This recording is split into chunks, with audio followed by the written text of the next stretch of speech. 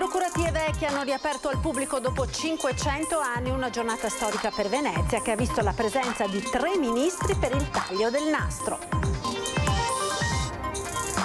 Tutti dobbiamo darci da fare per risparmiare, così il ministro Brunetta sulla questione energia a margine dell'inaugurazione delle procuratie vecchie. Percepito il reddito di cittadinanza senza averne diritto, scoperti dalla Guardia di Finanza oltre 100 denunciati tra Chioggia e Jesolo, tra imprenditori, ristoratori e stranieri. Covid, nuova variante Xe nel veneziano, i primi 2 casi riscontrati in Italia, è stata sequenziata in un bimbo e in un giovane adulto, entrambi stanno bene. Un nuovo regolamento che blocca l'apertura di negozi di bassa qualità a Venezia, l'assessore comunale Costalonga, così fermiamo l'illegalità. Si disputerà il 5 giugno ad Amalfi il palio delle antiche repubbliche marinare, il galeone di Venezia si sta già preparando alla sfida e punta alla vittoria. Nozze in arrivo per Federica Pellegrini, che ha annunciato il suo matrimonio con Matteo Giunta. Si celebrerà a fine agosto a Venezia. Ben ritrovati con l'edizione di Venezia dei nostri telegiornali. In primo piano la riapertura oggi a Venezia delle procuratie vecchie, una giornata storica per la città che ha visto la presenza per il taglio del nastro di 3 ministri. Una giornata storica questa per Venezia. Dopo un restauro durato 5 anni sono state inaugurate oggi le procuratie vecchie qui in piazza San Marco. Il complesso, pensate, sarà visitabile dal pubblico per la prima volta nei suoi 500 anni di storia. Un evento cui hanno preso parte i ministri Franceschini, Brunetta e Garavaglia, oltre al governatore Zaia, il sindaco Brugnaro e varie autorità. Un esempio di sostenibilità. Adesso Venezia si candida a essere la capitale della sostenibilità, anche del turismo sostenibile. E allora che cosa è questa sostenibilità? Noi abbiamo un patrimonio in Italia che è immenso, basta guardarsi intorno, è immenso, e un patrimonio così tu devi fare in modo che non si consumi o possibilmente farlo crescere, e è l'esempio che abbiamo visto qui, una valorizzazione del patrimonio e poi farlo rendere. Far rendere il patrimonio, per quanto riguarda poi il turismo, venendo al mio settore specifico, significa anche distribuire meglio i flussi turistici. Un progetto divenuto realtà, ha detto Philippe Donnet, CEO di Generali, che ha deciso di reinnestarsi nel centro storico. In questo edificio c'erano spazi inutilizzati e in pessima condizione. Valorizzarlo era una priorità, ha concluso. Mentre il governo si sta impegnando anche su un altro fronte. Noi abbiamo contestualmente a questo intervento alcuni giorni fa deliberato 4 milioni per le procuratie nuove, per i cortili delle procuratie nuove, un altro intervento su piazza San Marco che si incrocia con le risorse che mette il comune, che vedono tutti lì. Davvero è un incrocio di competenze che si è realizzato. Io spero che oltre ai finanziamenti si approfitti di questo bel restauro, fatto ovviamente nel rispetto del lavoro di chi lo ha realizzato da subito, quindi 500 anni fa, che si approfitti di questo restauro perché diventi un modello replicabile dove c'è il rispetto per il passato ma si guarda anche al futuro. Il 13 aprile sarà il primo giorno di apertura al pubblico, mentre il 9, 10 e l'11 sono state organizzate 3 giornate ad accesso gratuito per i veneziani già sold out.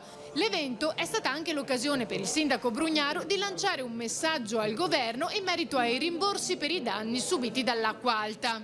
Chiedo al governo anche se può ricordarsi dei rimborsi per gli ordini di 30.000 euro. No, vabbè, voi ridete. Noi abbiamo dato conto di tutti questi soldi, come erogati tutti, però era sempre sotto certe cifre.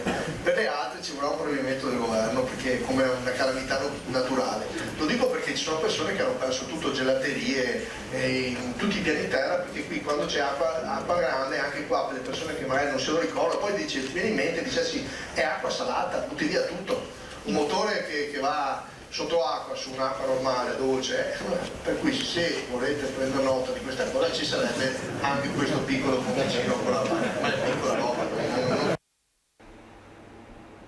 E a margine dell'inaugurazione delle procuratie vecchie, questa mattina il ministro Renato Brunetta ha parlato anche di energia, della necessità di risparmiarla alla luce di quanto sta accadendo a livello internazionale. Sentiamo.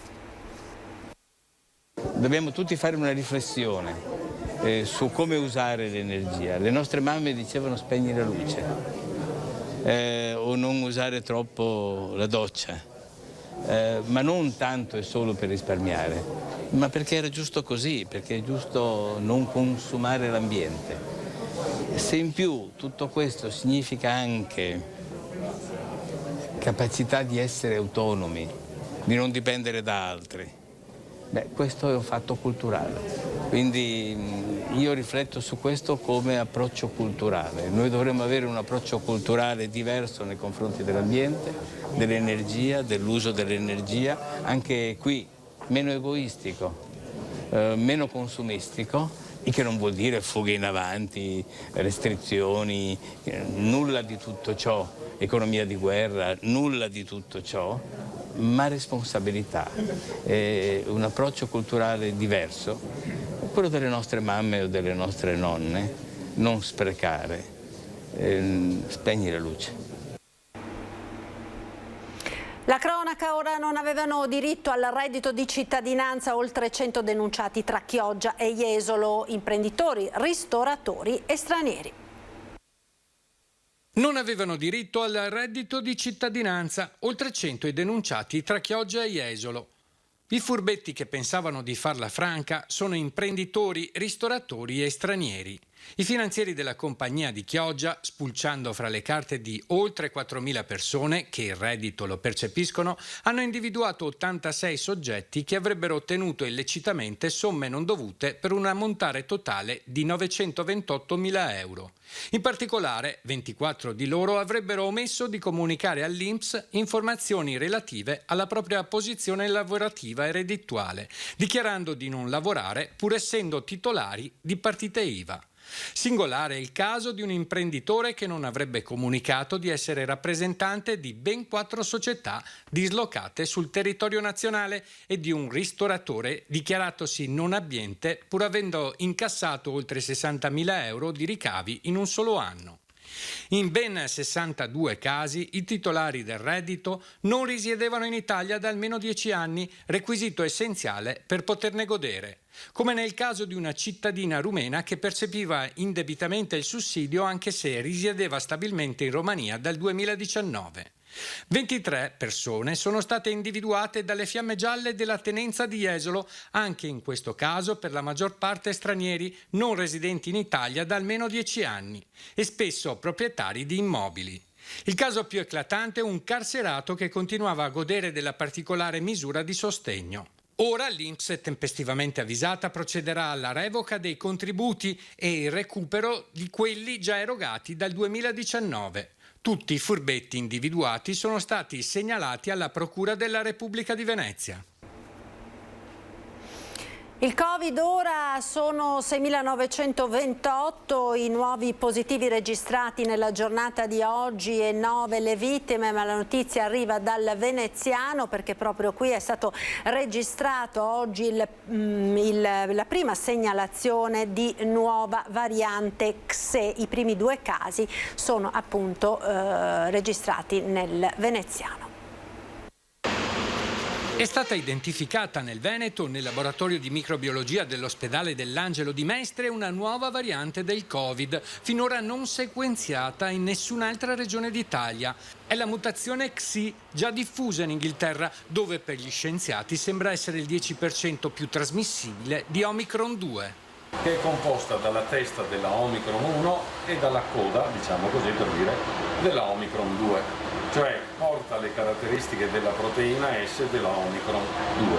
La mutazione XI è stata riscontrata in 2 pazienti. L'abbiamo riscontrato in un pediatrico, quindi in età non eleggibile per la vaccinazione, e un giovane adulto che aveva subito il ciclo vaccinale completo. I 2 pazienti adesso sono sotto osservazione, stanno bene. Il pediatrico sostanzialmente ha risolto la situazione e si è negativizzato in 48 ore il giovane adulto è in via di clearance totale del virus con sintomatologia lieve e moderata. Ora bisognerà cercare di capire che grado di diffusione potrà avere questa nuova variante. Sostanzialmente rispetto alla Omicron 2 non sembra cambiare. Ovviamente i casi sono modesti, quindi non possiamo fare una previsione se aumenta la capacità diffusiva. In questa settimana stiamo conducendo un'ulteriore sorveglianza per verificare se sono stati solo 2 casi isolati oppure se questa variante sta in qualche modo prendendo piede anche rispetto alla Omicron 2. Per i ricercatori del laboratorio di microbiologia i pazienti non fanno parte di uno stesso focolaio. No, perché sono 2 casi non correlati tra di loro, indipendenti e anche avvenuti in momenti diversi. Lo zooprofilattico delle Venezie ha segnalato il caso all'Istituto Superiore di Sanità del virus non identificato nel resto d'Italia. Gli scienziati ora sperano, essendo presente la proteina spike di Omicron 2, che i vaccini la blocchino in alta percentuale per quanto riguarda la malattia grave e il decesso, ma in forma minore sul fronte dell'infezione. E dopo il pronunciamento di EMA e dei CDC arriva il via libera del Ministero della Salute. La 4ª dose del vaccino anti-Covid è prevista per le persone che abbiano compiuto o superato gli 80 anni di età, per gli ospiti delle RSA e per coloro i quali siano inseriti nelle categorie a rischio ed abbiano un'età compresa tra i 60 e i 79 anni. Al momento, fa sapere il Ministero, l'indicazione non si applica ai soggetti che hanno contratto l'infezione successivamente alla somministrazione della 3ª dose. Al via il nuovo regolamento a Venezia che blocca l'apertura dei negozi di bassa qualità. Una stop alla pacottiglia a Venezia, un'operazione di coraggio che abbiamo messo in campo come amministrazione comunale. D'ora in poi nelle zone più turistiche di Venezia e negli edifici di valore culturale si potranno aprire solo attività decorose. Il Comune di Venezia entra a gamba tesa nei confronti di negozi di bassa qualità che da tempo si sono distribuiti a macchia d'olio in gran parte del centro storico. Con una delibera della Giunta Comunale si cerca di mettere un freno alla diffusione delle attività apri e chiudi che guadagnano tanto e non versano quasi nulla al fisco. Questa è la prima iniziativa a livello nazionale dove andiamo a bloccare, diciamo, la libertà di impresa, ma per un valore maggiore che è quello della cultura e della necessità di garantire la continuità dei valori di Venezia. Sarà vietato aprire negozi di souvenir, bar, takeaway, distributori self-service e simili. Resta possibile aprire botteghe di artigianato, ortofrutta, macellerie e librerie. Noi dobbiamo riportare qualità in città, qualità legata ai servizi ai cittadini che sono fondamentali per la ripopolazione della nostra bellissima e amata città che si è spopolata negli anni. L'ordinanza avrà durata triennale e sarà accoppiata a quella già operativa che era stata definita anti-kebab. La misura, anche se non incide sui negozi già esistenti, dovrebbe avere effetti concreti nella lotta all'illegalità con società che aprono e chiudono nel giro di 3 anni senza pagare le tasse. Attività che non generano ricchezza per la città e incrementano la concorrenza sleale. Il Comune si augura che d'ora in poi i proprietari degli immobili cerchino di abbassare gli affitti per ottenere guadagni sicuri e artigiani che portano valore alla città. La politica ora è stata una settimana incandescente in Consiglio regionale a Venezia tra alleati, mai così distanti le posizioni tra Lega e Fratelli d'Italia. Lo scontro si consuma anche sul ruolo del leghista Marzio Favero. Sembra più vicino al PD che alla Lega, dice il capogruppo Speranzon. Spero ritiri queste parole, risponde Villanova, non accetto attacchi personali. L'alleanza è compatta. Ecco, l'unico punto che voglio fare è sul fatto che non accetto attacchi personali nei confronti dei miei consiglieri. Oggi ho letto un attacco personale nei confronti di un mio consigliere, di Marzio Favero. Spero che insomma l'amico Speranzon, capogruppo dei Fratelli d'Italia, ritratti un po' quello che è stato detto per definire una persona come Marzio Favero una quinta colonna della sinistra all'interno della Lega è qualcosa che non posso accettare, come non accetto gli attacchi personali nei confronti dei miei consiglieri né da parte della maggioranza né da parte dell'opposizione, ma soprattutto da parte di quelli che sono i nostri alleati. Questo il risultato di una settimana ad alta tensione tra alleati in Consiglio regionale del Veneto, complici alcune emozioni che hanno toccato temi sensibili come lo scioglimento delle organizzazioni neofasciste. Di fronte al documento presentato dall'opposizione, i meloniani hanno parlato di un tema che viene agitato quando manca poco alle elezioni, prima ricordando che al governo ci sono PD e Lega, poi uscendo dall'aula. Abbandono che il leghista Marzio Favero ha bollato come ingiustificabile. Evidentemente il tema è ancora spinoso per Fratelli d'Italia. Le parole del filosofo ed ex sindaco di Montebelluna: apriti cielo. Ho grande stima per l'uomo, dal punto di vista intellettuale riconosco che è una persona estremamente capace, mi è anche umanamente simpatico. Dal punto di vista politico mi sembra davvero che delle volte sia più vicino al PD che al centrodestra, quindi questa è una mia constatazione, suffragata dal fatto che non a caso ha formato anche un intergruppo insieme al capogruppo Dem Possamai. L'istituzione dell'intergruppo è rivendicata dallo stesso Carroccio, che rilancia. Spiace vedere che all'interno di questo intergruppo l'unico gruppo che non ho rappresentato è proprio quello di Fratelli d'Italia, su un tema che riguarda l'autonomia. Quindi sinceramente io penso che Marzio Favero, essendo anche un intellettuale che ha approfondito molto il tema autonomia e federalismo, ha fatto bene a fare questo intergruppo. Negli ultimi giorni fibrillazioni si sono registrate anche su una seconda mozione presentata da Fratelli d'Italia, quella sulla discriminazione vaccinale dei bambini a scuola, mentre un'altra sull'abolizione del Green Pass e sempre dei meloniani potrebbe non essere presentata ufficialmente per motivi di calendario, vista l'imminente fine delle restrizioni al 1° maggio. Sappiamo che ci sono delle sensibilità diverse ed è anche giusto che queste sensibilità possano convivere all'interno di una coalizione. Teniamo conto che non siamo tutti lo stesso partito, siamo una coalizione. Sensibilità differenti, quindi per Speranzone certamente il clima elettorale in vista del 12 giugno con 86 comuni veneti al voto non aiuta. Diciamo che il periodo in cui sono arrivate fa un po' pensare, però guardiamo avanti, guardiamo a quello che interessa ai veneti e cerchiamo di lavorare per loro. Il turismo ora per Pasqua, gli hotel già ora segnano una percentuale di occupazione delle camere dell'80% e la ripartenza del turismo si avverte non solo in centro storico ma anche in terraferma. È arrivata l'ora della ripartenza. A Venezia si prepara la settimana di Pasqua con una percentuale di occupazione nelle camere degli hotel già dell'80%, il tutto esaurito contando anche sulle prenotazioni last minute è vicino.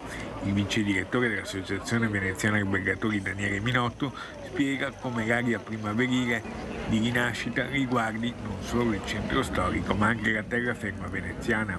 La stagione veneziana sembra essere iniziata, dopo il carnevale stiamo continuando anche con delle ottime previsioni con la Pasqua. Finalmente anche non solo la città storica ma anche Mestre, la giornata di domani riapre nella quasi totalità. I numeri sono positivi, anche gli eventi della guerra non sembrano aver ridotto quelle che sono le ipotesi di pernottamento a Venezia. Siamo in questo momento con un buon livello di riempimento all'80% e a maggior ragione siamo in ottica positiva anche in vista della Biennale che arriverà verso fine mese. Ovviamente momento clou, oltre la Pasqua, la Biennale d'Arte che inizierà con la vernice il 19 aprile. Sarà un momento da non perdere. Già sono arrivate molte prenotazioni, l'aeroporto ci sta dando degli ottimi dati su quelle che sono le previsioni, quindi sicuramente il 2022, se non ci sono ulteriori stravolgimenti di Covid e ulteriori problemi dovuti agli eventi bellici dell'Ucraina, sarà sicuramente un anno positivo. Ed ora il palio delle antiche repubbliche marinare, è stata fissata la data, sarà il prossimo 5 di giugno. Il Galeone di Venezia si sta già preparando alla sfida e punta alla vittoria. Dopo 6 anni sarà Amalfi il 5 giugno prossimo ad ospitare il palio dell'antica Repubblica Marinare, giunto quest'anno alla sua 66esima edizione. La data è stata ufficializzata dopo l'ultimo incontro del Comitato Generale delle Antiche Repubbliche, a cui hanno preso parte anche i rappresentanti delle città di Genova, Pisa e Venezia. E finalmente possiamo dichiarare quella che sarà la data della disputa del 66esimo Palio delle Antiche Repubbliche Marinare, che sarà svolto ad Amalfi in Campania il 5 giugno, magari anche con l'obiettivo di recuperare quelle che sono state le edizioni che purtroppo abbiamo dovuto saltare, e magari dal 5 giugno poi passare a settembre nel recupero di quella di Pisa. Ma comunque questo lo vedremo sicuramente più avanti. Nel caso, nel 2023, la 68esima sfida sarà disputata nuovamente a Venezia e quindi giocheremo in casa. Ma intanto ci concentriamo con Amalfi, che è sicuramente un campo di gara molto ma molto insidioso. La sfida si terrà lungo un percorso di 2000 metri lungo il tratto di mare che va da Capo di Vettica fino alla Marina Grande, puntando sempre all'obiettivo primario, cioè la vittoria. Il nostro equipaggio da tempo ormai ha già incominciato ad allenarsi e come sempre forza Venezia e forza Leoni. Nozze in vista per Federica Pellegrini, che ha annunciato il suo matrimonio. Si celebrerà a fine agosto a Venezia. L'annuncio alla trasmissione Verissimo, che andrà in onda domenica, e l'ex campionessa di nuoto ha svelato in esclusiva il periodo scelto per celebrare le nozze. Ci sposeremo verso fine agosto e lo faremo nella mia città d'origine, Venezia. Ha detto: non pensavo che l'organizzazione di un matrimonio fosse così complicata, però siamo a buon punto, non vediamo l'ora che succeda, vogliamo coronare la nostra storia ed iniziare un nuovo percorso insieme. Così Federica Pellegrini sul prossimo matrimonio. Ed era questa l'ultima notizia. Io vi ringrazio per essere stati con noi in questa edizione di Venezia dei nostri notiziari. Ci salutiamo come sempre con le previsioni del tempo per le prossime ore, il nostro meteo. Arrivederci.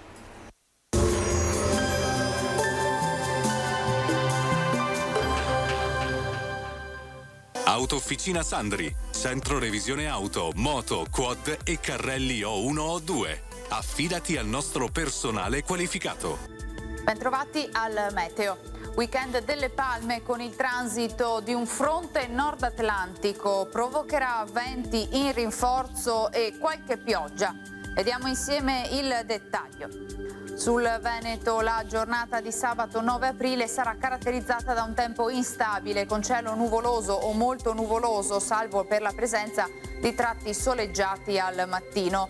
Possibili precipitazioni poi nel pomeriggio, dapprima sulle zone centro-settentrionali della regione, in estensione con il passare delle ore. Temporali in cessazione entro sera.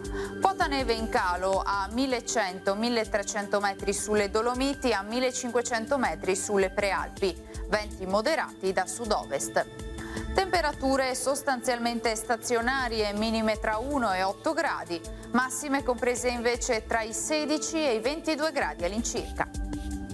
Spostiamoci ora sul Friuli Venezia Giulia, anche in questo caso cielo da nuvoloso a coperto con qualche pioggia che potrebbe essere anche intensa. Al mattino sulla costa soffierà vento sostenuto da sud. Temperature minime tra 1 e 7 gradi, massime sui 14-18 gradi. Infine diamo uno sguardo alla situazione del Trentino Alto Adige. Qui prevale il bel tempo, sarà infatti più asciutto con ampie schiarite soleggiate. Temperature minime intorno ai 4-5 gradi, massime sui 20 gradi all'incirca. Dal meteo di Antena 3 per ora è tutto, grazie per l'attenzione, arrivederci.